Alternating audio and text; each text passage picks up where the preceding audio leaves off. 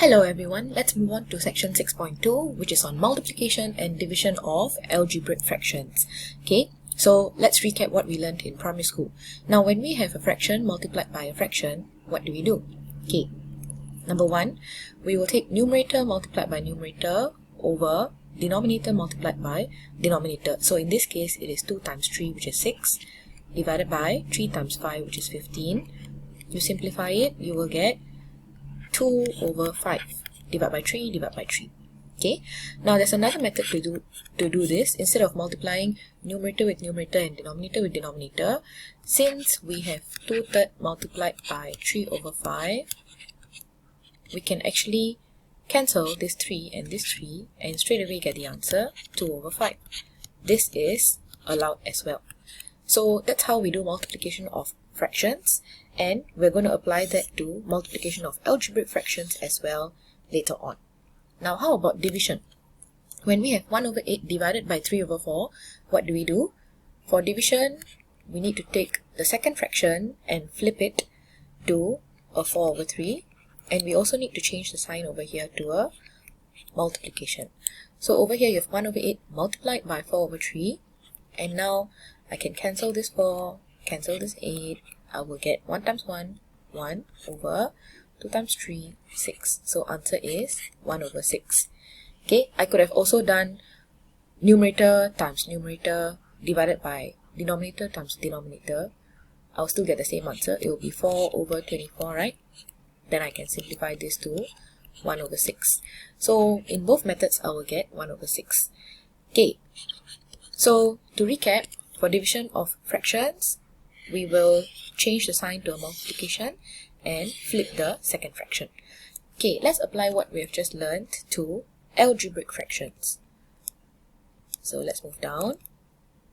Okay, for part A, express each of the following in its simplest form. So over here you have 5yz over 6xyz times 9yz over 10x cubed z cubed. Okay, to make it easy, I'm going to cancel away all the common terms. So over here, you have yz, right? I can cancel. Okay, and then let me see if I can cancel anything else. Over here, I have a z, which I can cancel with this z cubed. So this will become z square. And looking at the numbers, 5 divided by 10, I'll get half, so it's 1 over 2. Then this one, 9 divided by 6, divide by 3, you'll get 3 over 2. Okay, so what am I left with? Over here, I will have 3y in my numerator divided by 2x times 2x cubed z squared. Okay, so my answer will be 3y over 4x power 4 z squared. I double check whether there's anything to cancel. If there's nothing, then that will be my simplest form. Okay, let's move on to part B. Now part B, you have a x plus 3 whole thing cube divided by an x plus 3 whole thing square, right? So immediately you can cancel away this whole x plus 3 square, and the cube will be cancelled here. I still have an x plus 3 remaining in the numerator though. Okay, then what do we do now? We look at the other terms that we can cancel away. For example, this z, I can cancel away with one of the z's in the numerator, and then the second z I can cancel away with this z in the denominator, because z divided by z is just 1. Okay, then I look at the x terms. X divided by x squared means it will be 1 over x, so cancel, and there's nothing else left in the algebraic part, right? But I can look at the numbers now. Okay, so I look at 6 divided by 4, this will reduce to 3 over 2, and then 18 divided by 15, I can divide both by 3, I'll get 6 over 5. Okay, and then I can still take 6 divided by 2, right? So this becomes 3, and I have nothing else to divide by. Alright, so I'm going to simplify now. It will be 3 times x plus 3 times 3, which is 9 times x plus 3 in the numerator, over 5 times x times y times y. So that's a 5xy squared. Okay, I can leave my answer like that because this is already in the simplest form. Okay, let's move on to part C, which is super exciting. Okay, so if we look at part C, let me use green. We have 11 minus y times 11 plus y over a squared minus y squared divided by y minus 11 over y plus a. Okay, so when it's fraction divided by fraction, remember you need to flip the second fraction and change the sign in between to a multiplication. So let me do part C over here. It's going to be 11 minus y times 11 plus y over a squared minus y squared. Now immediately I would remember that I can factorize it because it's in the form of a squared minus b squared. So recall what you learned last time. A squared, where's my square? A squared minus b squared. When I factorize it, I'll get a plus b multiplied by a minus b. Okay, you learned that previously. So immediately when I see a squared minus y squared in my denominator here, I can factorize it to a plus y times a minus y. And then what am I going to do? I'm going to change this to a multiplication, flip the fraction over here.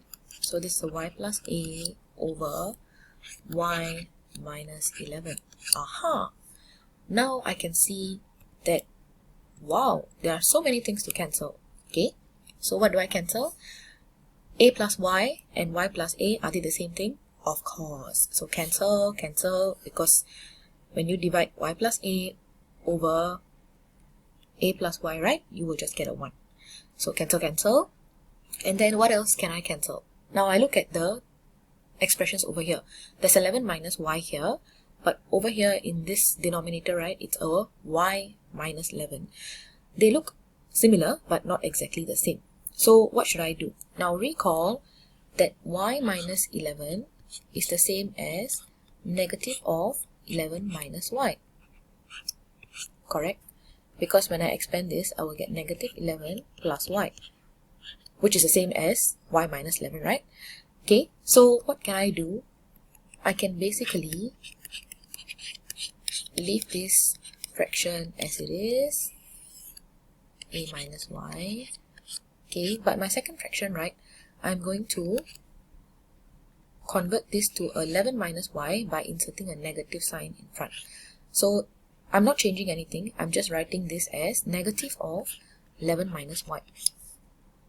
Aha, why do I do that? Now I can cancel the 11 minus y and 11 minus y over here because they are the same expression. So 11 minus y divided by 11 minus y is just a 1.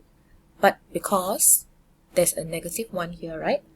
This second fraction is actually a negative 1. 1 divided by negative 1 is just negative 1.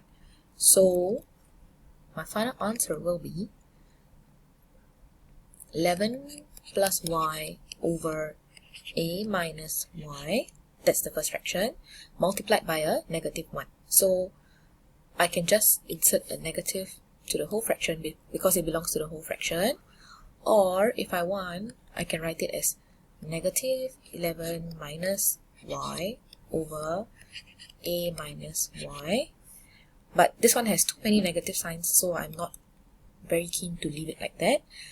Or I could even bring down the negative to the denominator. So this can become 11 plus y over negative of a minus y, which becomes 11 plus y over y minus a. Okay, so this looks nice. Not so negative, right? So this can be my final answer. But if you leave it like that, where the negative belongs to the whole fraction, also can. And both of these are the preferred final answers to this question. Okay, let's do our homework. Now for homework, these are the questions that you have to do on Foolscap if you belong to 2.4 or 2.8. For the other classes, please do a double check with your math teachers. You're looking at the Sec 2 textbook, page 149, exercise 6A. The questions that you have to do are question 3, B, E, F, question 4, A, D, question 5, M, question 6, D, G, H, L. Okay, 10 parts for you to do. And I'll be sending you the solutions shortly after this.